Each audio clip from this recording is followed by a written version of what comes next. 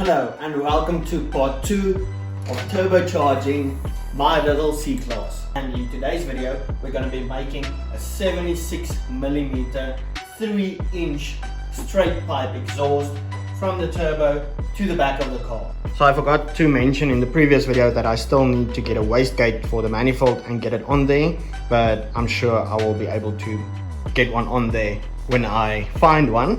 But for now, let's focus on the downpipe first. I need to figure out how I'm going to make a bend going down and then go through that side just next to the steering. I already went ahead and cut some pie cuts out of the 76mm tubing I got.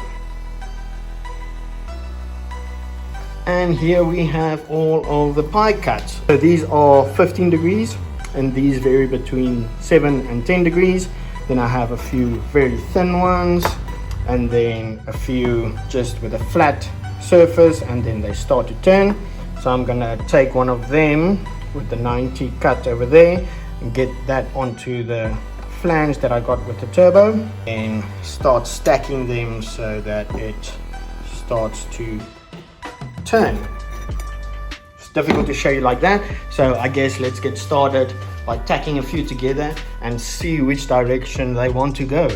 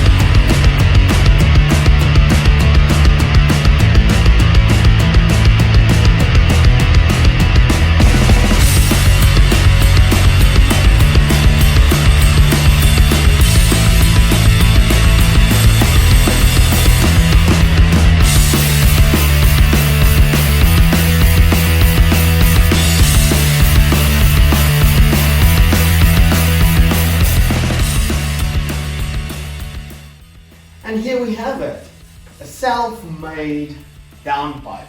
Even managed to get the bung of that old exhaust and get it all welded up on here. And then I also added this little quick release. Well, I made it so it's more like a 4-minute release.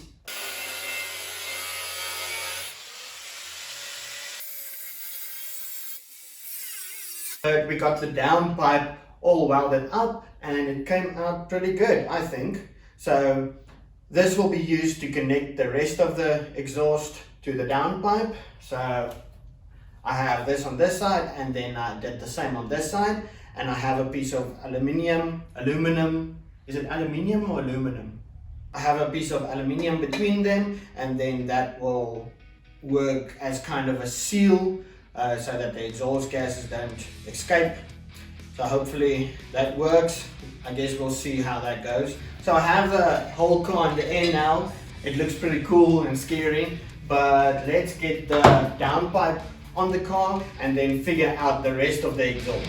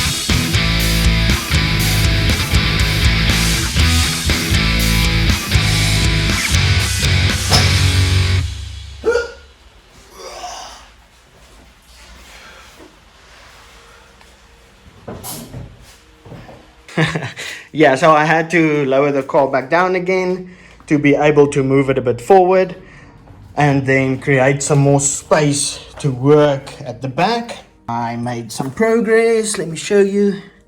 So that's where we are at the moment. So we just went past the differential and now to get this last piece figured out over here. But if you're still watching up until this point of the video, please subscribe to my channel and remember to hit the little like button. I would really appreciate it. And yeah, that just helps me out to show you guys that you don't need the best of everything to have a little fun. Imagine it blows up immediately after me saying that. But anyway, measuring, cutting and fitting and welding and everything like that takes a lot of time, but I really enjoy making these videos and showing you guys what I do. And then over here I have my last piece of 76mm tubing and I'll just have to make that work. Can't mess up, don't have any room for error, but let's get under here and then I'll show you what I've got in mind. I won't be putting the tailpiece back on that was on the car. I'll try to find a picture of the look I'm kind of going for and put it on the screen. Along with the giant hole above the engine, this is going to be another subtle hint that this is not your average C180.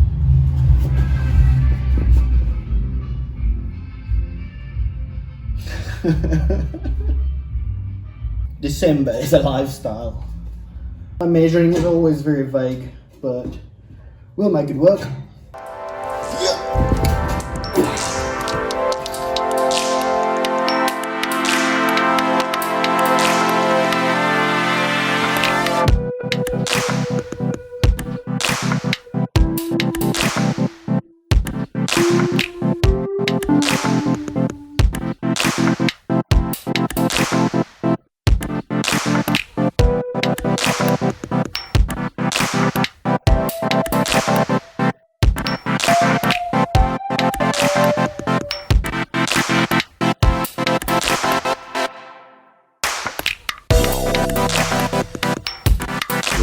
I know I said that I wanted to start the car in this video, but that'll have to wait until the next video.